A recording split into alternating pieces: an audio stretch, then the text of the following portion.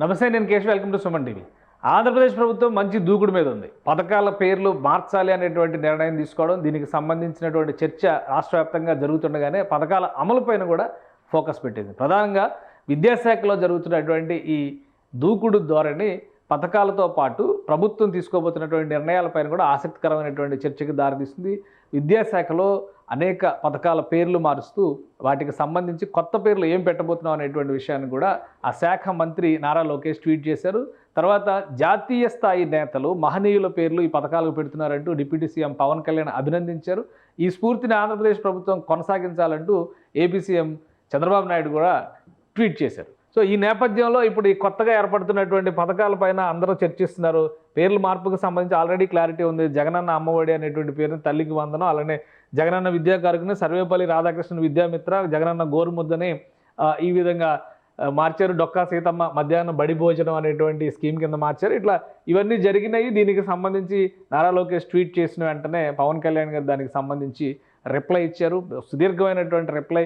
ఎందుకంటే చాలామంది, ముఖ్యంగా మధ్యాహ్న భోజన పథకానికి సైతం గత ముఖ్యమంత్రి తనే పేరు పెట్టుకున్నారు. అందుకు భిన్నంగా అపర అన్నపూర్ణ డొక్కా సీతమ్మ పేరుని ఈ పథకానికి పెట్టడాన్ని ప్రతి ఒక్కరూ స్వాగతించాలి. ఏ వేళలో అయినా కడుపు నిండా అన్నం పెట్టి ఆకలి తీర్చిన దానశీలి డొక్కా సీతమ్మ గారు.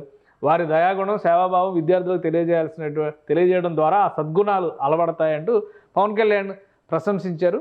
ఇది ప్రశంసించి 24 గంటలు కూడా గడవక ముందరే అనేక విద్యా సంస్థల్లో ఆల్రెడీ మధ్యాహ్న భోజనం అమల్లో ఉంది. ఇమీడియట్గా దానికి సంబంధించినటువంటి మెనూని కూడా క్లారిఫై చేసింది రాష్ట్ర ప్రభుత్వం. దీనికి సంబంధించి అన్ని పాఠశాలల్లో కూడా అక్కడ పేర్లు, అంటే నేమ్ బోర్డ్స్ రాయడం ద్వారా ఈ పథకం ప్రాధాన్యతని తెలియజెప్పాలని డిసైడ్ చేసింది. ఈ క్రమంలో మధ్యాహ్న భోజన పథకానికి సంబంధించి అందులో ఉపయోగించేటువంటి మెనూ ఏంటి, అలానే ఆ పథకం విశేషాలు ప్రతి పాఠశాలకి సంబంధించినటువంటి నోటీస్ బోర్డుల దగ్గర కూడా డిస్ప్లే చేయాలని రాష్ట్ర ప్రభుత్వం నిర్ణయించింది. అనుకున్నదే తడవగా అమలు చేయడం కూడా ప్రారంభించింది. ఈ క్రమంలోనే ఆంధ్రప్రదేశ్ ప్రభుత్వం డొక్కా సీతమ్మ మధ్యాహ్న బడి భోజనం అనేటువంటి పేరుతో ఆహార పట్టిక వివరాలను కూడా వివిధ స్కూళ్లలో ప్రజెంట్ చేస్తున్నారు.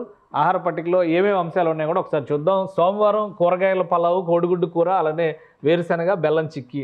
మంగళవారం పులిహోర, దొండకాయ పచ్చడి, ఉడికించిన కోడిగుడ్డు, రాగి జావ. బుధవారం కూరగాయల అన్నం, ఆలు కుర్మా, ఉడికించిన కోడిగుడ్డు, వేరుశనగ పచ్చడి, అలానే ఇక్కడ చిక్కీ, బెల్లం చిక్కీ. సో ఇవన్నీ కూడా ఒక్కొక్క రోజుకు తగ్గట్టుగా. గురువారం సాంబార్ బాత్ లేదా లెమన్ రైస్, టమాటా పచ్చడి, ఉడికించిన కోడిగుడ్డు.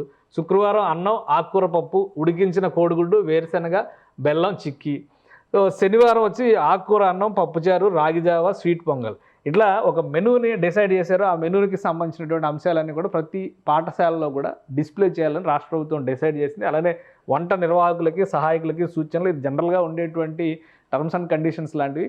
సో ఇవన్నీ కూడా ఖచ్చితంగా అక్కడ డిస్ప్లే చేయాలి, ప్రతి ఒక్కరికి తెలియాలి. ఎందుకంటే విద్యార్థుల హాజరు ప్రధానోపాధ్యాయుల అనుమతితో విద్యార్థులకి సరిపోనట్లు బియ్యం, గుడ్లు, చిక్కీ, వంట సహాయకులు భోజనానికి ముందు వంట పాత్రలు, గిన్నెలు, గ్లాసులు అన్నీ శుభ్రం చేసుకోవాలి. ఇవన్నీ కూడా పిల్లలు భోజనం తిన్న తర్వాత గిన్నెలు, గ్లాసులు, భోజనశాలను శుభ్రపరచాలి. వంట నిర్వాహకులు వారు చేయాల్సినటువంటి పనులు, యూనిఫామ్ తప్పక ధరించి శుభ్రంగా ఉండాలి. వంట చేసే ప్రదేశం శుభ్రంగా ఉండాలి. ఇలా కండిషన్స్ అన్నీ కూడా డిస్ప్లే చేయాలనేటువంటి నిర్ణయాన్ని రాష్ట్ర ప్రభుత్వం తీసుకుంది. దానికి అనుగుణంగా ప్రతి పాఠశాలలో కూడా ఈ మిడ్ డే మీల్ పథకానికి సంబంధించినటువంటి వివరాలు పొందుపరచాలని డిసైడ్ చేశారు. దానికి తగ్గట్టుగా ఆంధ్రప్రదేశ్లో ఉన్నటువంటి అన్ని స్కూళ్ళల్లో కూడా ప్రభుత్వ పాఠశాలల్లో ఇది డిస్ప్లే చేయాలని డిసైడ్ చేశారు. సో కొత్తగా పెట్టినటువంటి పథకం పేరు జనంలోకి వెళ్ళడానికి, అలానే డొక్కా సీతమ్మ గారి ప్రాధాన్యం గురించి తెలుసుకునేటువంటి క్రమంలో ప్రజల్లో ఆసక్తిని రగిలించడానికి ఇది ఉపయోగపడుతుందని ఈ నేమ్ బోర్డ్స్, ఈ డీటెయిల్స్ డిస్ప్లే చేయడం అనేది అత్యవసరమని రాష్ట్ర ప్రభుత్వం భావించింది. అదే క్రమంలో అధికారులకు దానికి తగిన ఆదేశాలు జారీ చేసింది. వెంటనే ఈ ప్రక్రియని, ఈ రాత ప్రక్రియని అధికారులు కూడా ప్రారంభించారు. ఈ దశలో ఆల్మోస్ట్ అన్ని స్కూల్స్లో కూడా ఈ వారం రోజుల్లో ఈ టాస్క్ కంప్లీట్ చేయడం ద్వారా పిల్లలందరికీ కూడా వాళ్ళకి పెట్టబోయేటువంటి మెను, అక్కడ వాడబోయేటువంటి ఆహార పదార్థాల శుచి, శుభ్రత, ఇవన్నీ తల్లిదండ్రులు కూడా అవసరమైన సందర్భంలో మానిటర్ చేసే విధంగా, ఉపాధ్యాయులు మరిన్ని జాగ్రత్తలు తీసుకునే విధంగా ప్రభుత్వం చర్యలు తీసుకుంటుంది.